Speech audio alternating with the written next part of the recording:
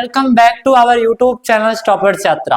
आज की इस वीडियो में हम लोग पढ़ने वाले हैं कक्षा 10 के बहुत ही बेहतरीन क्वेश्चन को इस वीडियो में डिस्कस करने वाले हैं, जो बोर्ड एग्जामों में बहुत ही बेहतरीन क्वेश्चन बन जाते हैं। आइए ध्यान देते हैं। सबसे पहले हम लोग पार्ट फर्स्ट में प्रकाश के परावर्तन और गोलीय दर्पण के बारे में हम लोग बेहतरीन तरीके से पढ़ चुके थे।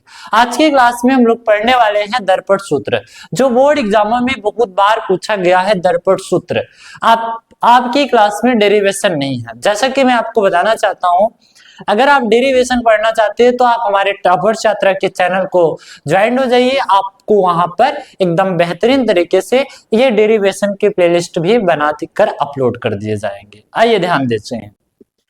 सबसे पहले क्वेश्चन में आपसे पूछा जाएगा दर्पण सूत्र क्या है या दर्पण सूत्र को लिखिए। तो ध्यान दीजिए, जब भी आपसे पूछा जाए दर्पण सूत्र तो आप लिखिएगा गोलीय दर्पण के ध्रुव से बिंब की दूरी, उसे हम u से कहते हैं, अर्थात बिंब की दूरी को किससे u कहलाती है। और दर्पण ध्रुव के ध्रुव से प्रतिबिंब की दूरी अर्थात प्रतिबिंब की दूरी v कहलाती है। और दर्पण ध्रुव से मुख्य फोकस की दूरी फोकस दूरी कहलाती है, जिसे f से प्रदर्शित करते हैं। ध्यान दीजिए, दर्पण सूत्र का फार्मूला क्या बनता है? 1/f = 1/u + 1/v + 1/u। ये आगे पीछे करके आप लिख सकते हो 1/u + 1/v, कोई दिक्कत नहीं होगा। ध्यान दीजिए, जैसा कि मैं आपको बताना चाहता हूं, यहाँ पर जो f है, ये f क्या है? फोकस दूरी है। ये ध्यान दीजिए, f क्या है? फोकस दूरी है। और जो v है ये प्रतिबिंब की दूरी है। और जो u है ये क्या है? ये आपकी बिंब की दूरी है। ये आप ध्यान दिए रहना। अगर आपके बोर्ड एग्जाम में आएंगे तो आप दर्पण सूत्र को केवल आप इतना लिख दीजिएगा, आपका पूरा का पूरा नंबर फिक्स हो जाएगा। कभी कभी यही क्वेश्चन 1 नंबर में पूछे जाते हैं, आपसे कह दिया जाता है कि दर्पण सूत्र को लिखिए, तो आप डायरेक्ट ही इतना दर्पण सूत्र को लिख दीजिएगा 1/f = 1/v + 1/u। आप यहां तक लिख दीजिएगा, आपका बेहतरीन आंसर होगा, आपका पूरा का पूरा नंबर एग्जाम में मिल जाएगा। दूसरा क्वेश्चन, दूसरा बहुत ही बेहतरीन क्वेश्चन, बहुत ही इंपॉर्टेंट क्वेश्चन, जो बोर्ड एग्जामों में ही बन जाते हैं। ये बहुत बार रिपीटेड क्वेश्चन है। जैसा कि आपको बताया गया, देखो रेखीय आवर्धन ऐसे पूछ लिया जाता है। रेखीय आवर्धन किसे कहते हैं? रेखीय आवर्धन के सूत्र को लिखिए। ध्यान दीजिए, जब भी आपसे कहा जाए तो आप बनेगा किसी दर्पण के द्वारा बने प्रतिबिंब की लंबाई तथा वस्तु की लंबाई के अनुपात को दर्पण का रेखीय आवर्धन कहते हैं। इसे हम लोग किससे प्रदर्शित करते हैं? m से प्रदर्शित करते हैं। अब फार्मूला क्या आएगा? रेखीय आवर्धन बराबर प्रतिबिंब की लंबाई तथा वस्तु की लंबाई को o से और प्रतिबिंब की लंबाई को I से डिनोट करते हैं। लास्ट में आप फार्मूला लिखेंगे m = I/O = -v/u। इतना आप लिख दीजिएगा, ये आपके आंसर होंगे। ध्यान दीजिए, आप जब भी आपसे पूछा जाए रेखीय आवर्धन के बारे में तो आप क्या लिखेंगे? प्रतिबिंब की लंबाई तथा वस्तु की लंबाई के अनुपात। बेटा का मतलब क्या होता है? अनुपात को हम लोग क्या कहते हैं? रेखीय आवर्धन कहते हैं। ये बार बार बोर्ड एग्जामों में पूछा गया है। जैसा कि मैं आपको बताना चाहता हूं, आप ये प्लेलिस्ट की वीडियो को बेहतरीन तरीके से पढ़िए और आपको बोर्ड एग्जाम में इससे बहुत ही मदद मिलेंगे। जैसा कि आप ध्यान देते चलिए, सब क्लासेस को वेरी मोस्ट इंपोर्टेंट क्लासेस के तौर पर आप पढ़ते हुए चलिए। आइए हम लोग प्रकाश के अपवर्तन के विषय में समझते हैं। देखिए, जब भी आपसे पूछा जाए प्रकाश के अपवर्तन के विषय में, आपसे प्रश्न पूछने का तरीका बदल सकता है। ऐसे पूछा जाएगा प्रकाश के अपवर्तन की व्याख्या कीजिए या प्रकाश के दोनों नियमों को लिखिए। ध्यान दीजिए, जब भी आपसे पूछा जाए प्रकाश के अपवर्तन तो आप एक ही लिखिएगा, जब कोई प्रकाश की किरण किसी माध्यम से मतलब सघन माध्यम से विरल माध्यम में प्रवेश करती है तो वह अपने मार्ग से विचलित हो जाती हैं। इस घटना को प्रकाश का अपवर्तन कहते हैं। ध्यान दीजिए, जब भी आपसे पूछा जाए कि प्रकाश का अपवर्तन किसे कहते हैं तो आप क्या लिखेंगे? जब कोई प्रकाश की किरण किसी सघन माध्यम से विरल माध्यम में प्रवेश करे या विरल माध्यम से सघन माध्यम में प्रवेश करे तो वह अभिलंब से विचलित हो जाती हैं। या तो अभिलंब की तरफ आ जाएंगे या तो अभिलंब से दूर चली जाएंगे। तो इसे हम लोग क्या कहते हैं? प्रकाश का अपवर्तन कहते हैं। ध्यान दीजिए, अब इसके बाद इनके 2 नियम है। प्रकाश के अपवर्तन के 2 नियम है। पहला नियम ध्यान दीजिए, आपतित किरण अपवर्तित किरण आपतन बिंदु पर अभिलंब, तीनों एक ही तल में स्थिर होते हैं। अभी आपको एकदम डिस्कस करके समझा देंगे, ध्यान दीजिए। और तीसरा कहा गया है आपतन कोण की जा, आपतन कोण की जा, अपवर्तन कोण की जा साइन का अनुपात एक नियतांक होता है, जिसे दूसरे माध्यम का पहले माध्यम के सापेक्ष अपवर्तनांक 1n2 कहते हैं। अर्थात फार्मूला क्या आएगा 1n2, मतलब पहले माध्यम के सापेक्ष दूसरे माध्यम का अपवर्तनांक sine i by sine r. अब आइए हम लोग पॉइंट के देखते हैं। देखिए चित्र के माध्यम से समझिए।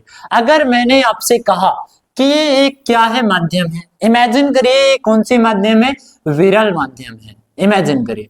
अब कोई प्रकाश की किरणें आई, ध्यान दो ध्यान दो, ये मैंने कहा एक विरल माध्यम है, एक कौन सी माध्यम है भैया, सघन माध्यम है, सघन माध्यम है। ये कौन सा माध्यम है, विरल माध्यम है। जब प्रकाश की किरणें विरल माध्यम से सघन माध्यम में प्रवेश की, ध्यान दो, जब प्रकाश की किरणें विरल माध्यम से सघन माध्यम में प्रवेश की तो या इसमें देखिए कंडीशन समझिए, वो अभिलंब से विचलित हो जाएंगे, मतलब अपने मार्ग से क्या हो जाएंगे, विचलित हो जाएंगे। तो ऐसी घटनाओं को हम लोग क्या कहते हैं, प्रकाश का अपवर्तन कहते हैं। देखिए इसमें आपसे बताया गया है कि जब प्रकाश की किरणें विरल माध्यम से सघन माध्यम की तरफ प्रवेश करेंगी तो वो अभिलंब की तरफ झुक जाती है। ध्यान दीजिए, ये प्रकाश की किरणें आई, प्रकाश की किरणों को यहां से जाना चाहिए था, लेकिन ये क्या है, नॉर्मल है। इमेजिन करिए क्या है, नॉर्मल है, नॉर्मल मतलब अभिलंब, ये अभिलंब है। अब प्रकाश की किरणें आई और आने के बाद यहां से जाना चाहिए था, लेकिन प्रकाश की किरणें जब सघन माध्यम से, सघन माध्यम मतलब भैया वायु, और ये क्या है, हम मान लेते हैं ये कांच है या जल, आप कोई दूसरा माध्यम मान लीजिएगा। जब प्रकाश की किरणें आई विरल माध्यम से सघन माध्यम में प्रवेश की तो यह अभिलंब की तरफ उड़ गई, मतलब ये प्रकाश की किरणें यहां से न जाकर इधर की साइड आ गए।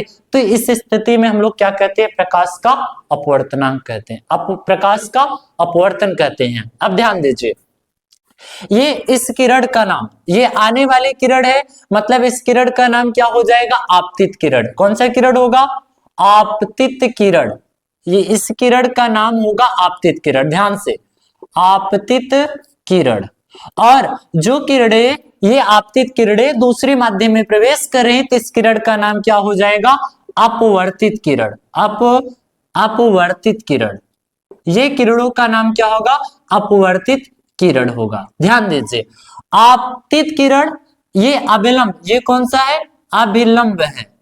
आपतित किरण तथा अभिलंब के बीच में बने कोण, ये कोण कहलाता है आपतन कोण। ये कौन सा कोण कहलाता है, आपतन कोण। ध्यान से देखिए, अभिलंब तथा आपतित किरण के बीच में बने कोण को हम लोग क्या कहते हैं, आपतन कोण कहते हैं। आपतन कोण को किससे डिनोट करते हैं, आई से डिनोट करते हैं। ध्यान दीजिए, इस कोण का नाम क्या है, यहीं पर हम लिख दे रहे हैं, ये आपका कोण है, आपतन कोण है, ये ध्यान दीजिएगा।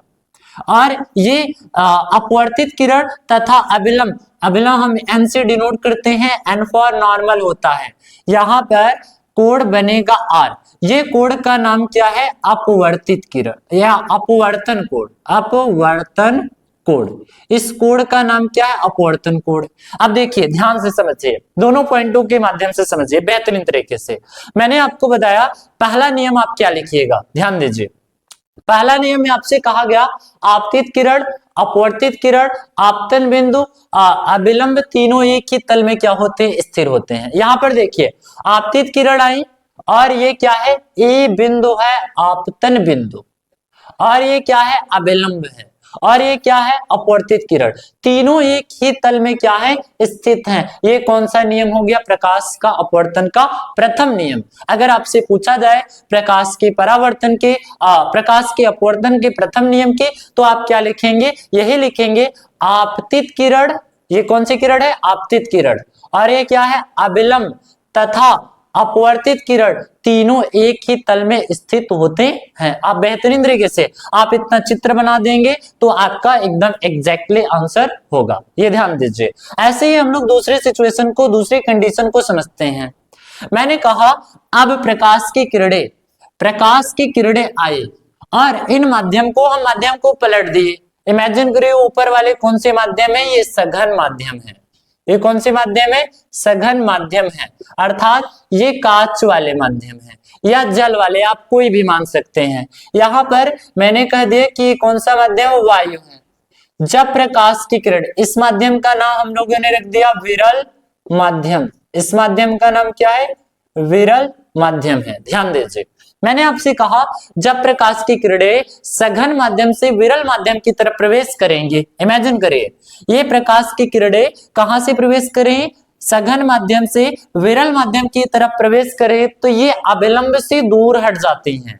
ध्यान दीजिए, मैंने आपसे कहा ये क्या है, अविलंब है। अब आप देखिए, इसमें प्रकाश की किरणों को जाना इधर से चाहिए था, सीधे जाना चाहिए था, लेकिन ये क्या हो गए, दूर चली गई। तो इसको हम लोग क्या कहते हैं, ये प्रकाश का अपवर्तन है। अर्थात ये प्रकाश की किरणें कौन सी है, आपतित किरण है। आपतित किरण, ये आपतित किरण है। और इस किरण का नाम क्या है, अपवर्तित किरण है। अपवर्तित किरण है। अब यहाँ पर कोड ये बना रहा है, ये कोड क्या है, आर है, ये कोड क्या है, आई है, अर्थात ये आपतन कोड है, ये अपवर्तन कोड है। ये ध्यान दीजिएगा। आपसे अगर कंडीशन पूछा जाए कि कब प्रकाश की किरणें सघन माध्यम से विरल माध्यम में प्रवेश करती है तो कहां होकर जाती है, तो आप लिखिएगा जब प्रकाश की किरणें सघन माध्यम से विरल माध्यम में प्रवेश करती हैं तो ये अभिलंब से दूर हट जाती हैं।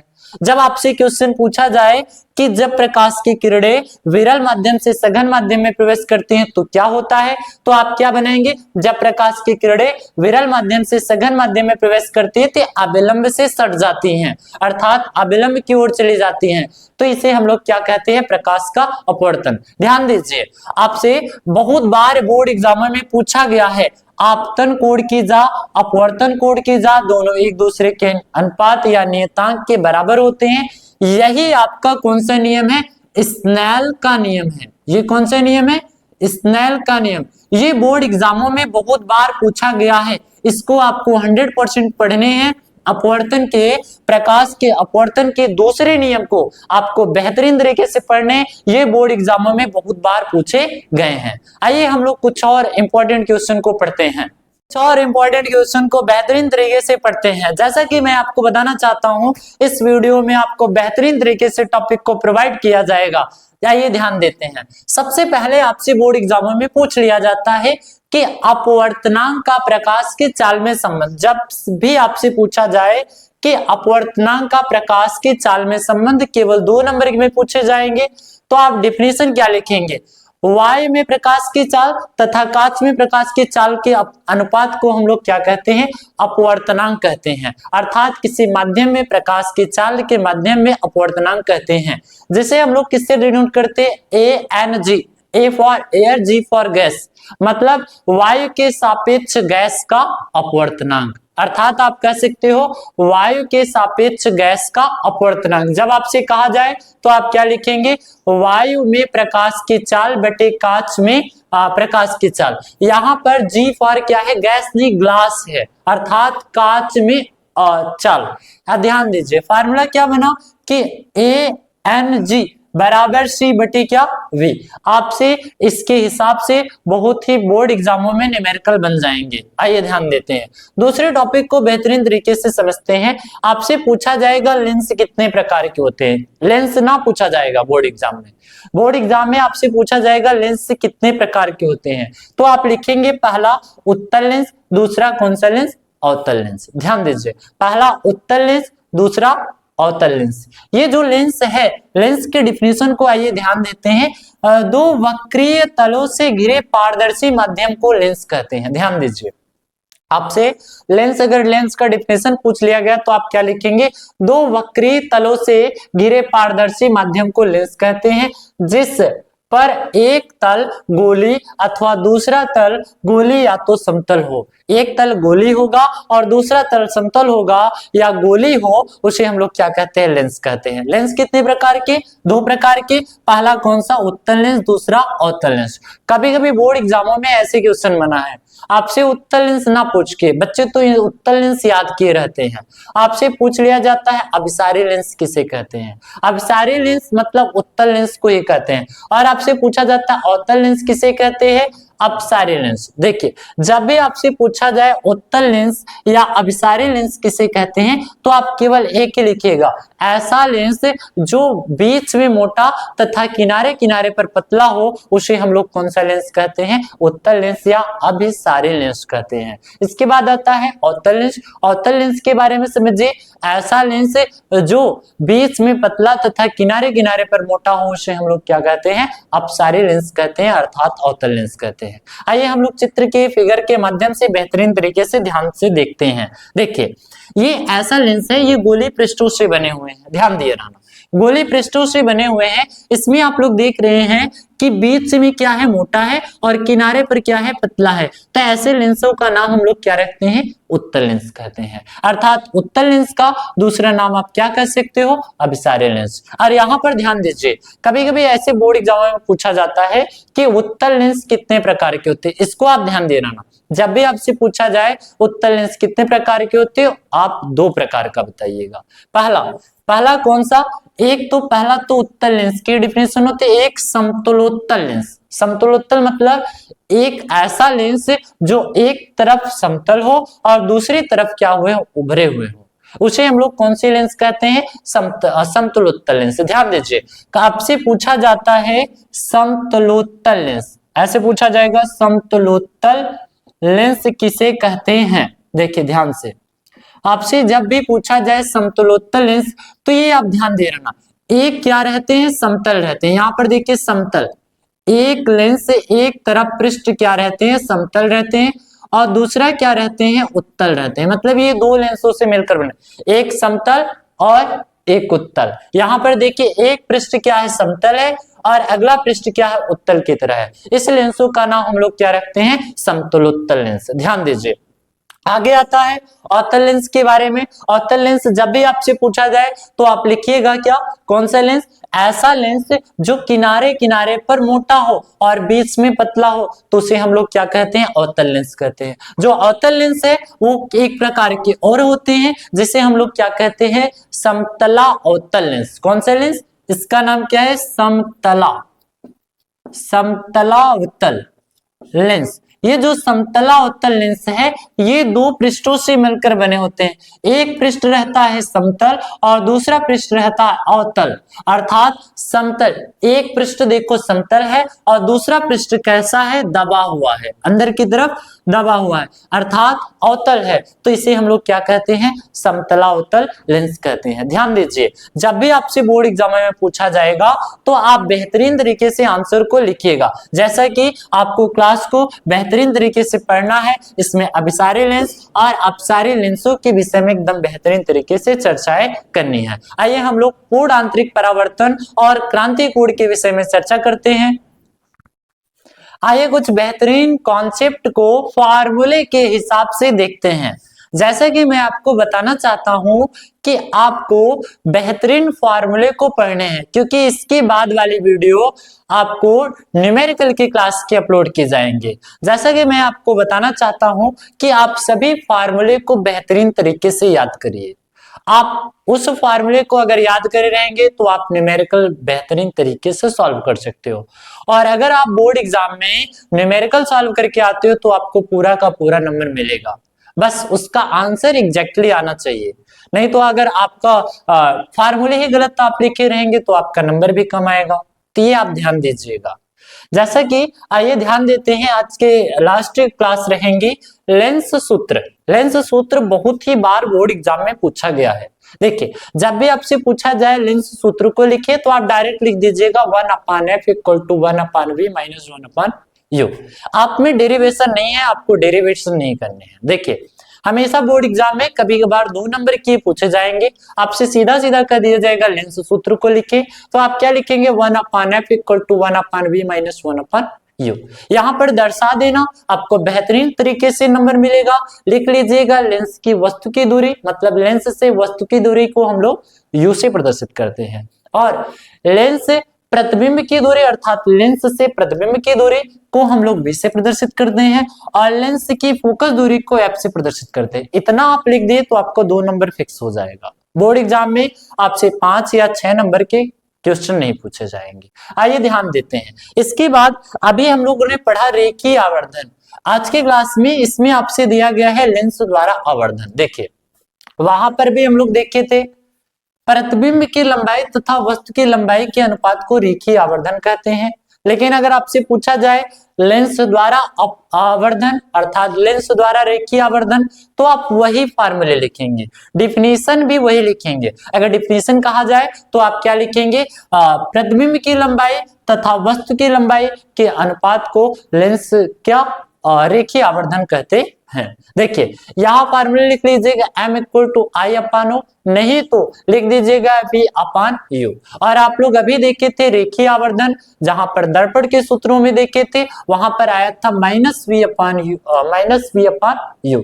वहां पर माइनस के इक्वेशन में आ रहे थे, यहाँ पर प्लस के इक्वेशन में आ रहे हैं। ध्यान दीजिए।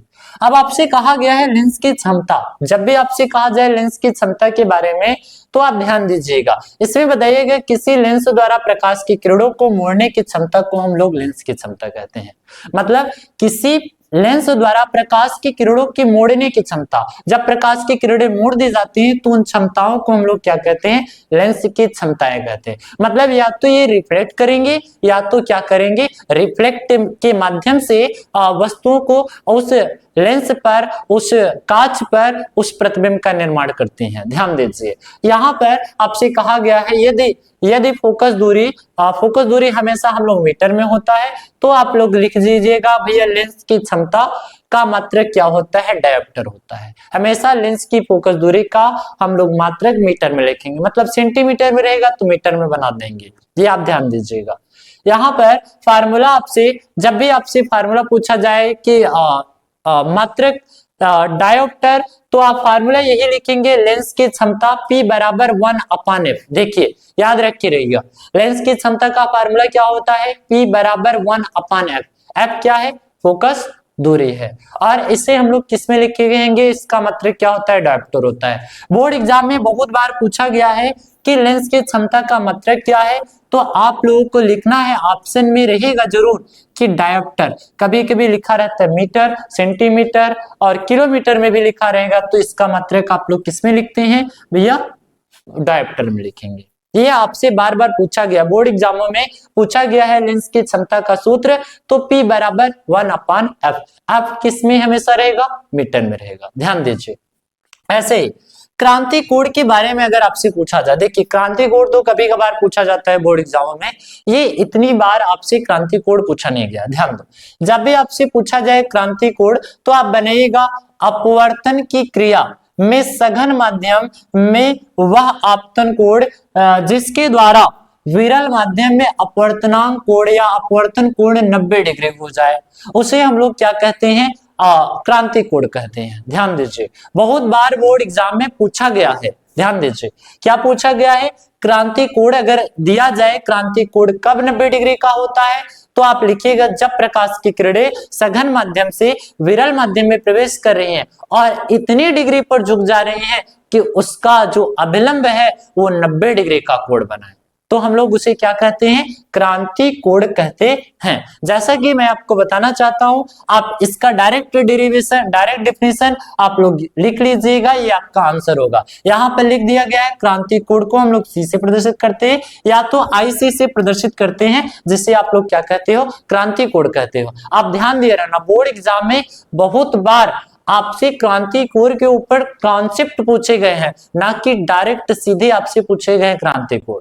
कभी कभी आपसे पूछा जाता है, ये भी आपसे क्वेश्चन पूछ लिया जाता है कि क्रांति कोण ना पूछकर पूर्ण आंतरिक परावर्तन के विषय में दिया जाता है, तो आप पहले क्रांति कोण के विषय में लिखेंगे। क्या लिखेंगे, अपवर्तन की क्रिया में सघन माध्यम में वह आपतन कोण जिसके लिए विरल माध्यम में अपवर्तन कोण 90 डिग्री हो जाता है, तो ऐसे स्थिति में हम लोग पूर्ण आंतरिक परावर्तन की घटना की प्रक्रिया को समझते हैं। और वहां पर हम लोग क्या देखते हैं, यदि सघन माध्यम में आपतन कोण का मान क्रांति कोण से अधिक हो तो प्रकाश की किरणें माध्यम के अपवर्तनांक व वापस लौट जाती हैं, तो इस घटना को हम लोग क्या कहते हैं? पूर्ण आंतरिक परावर्तन कहते हैं।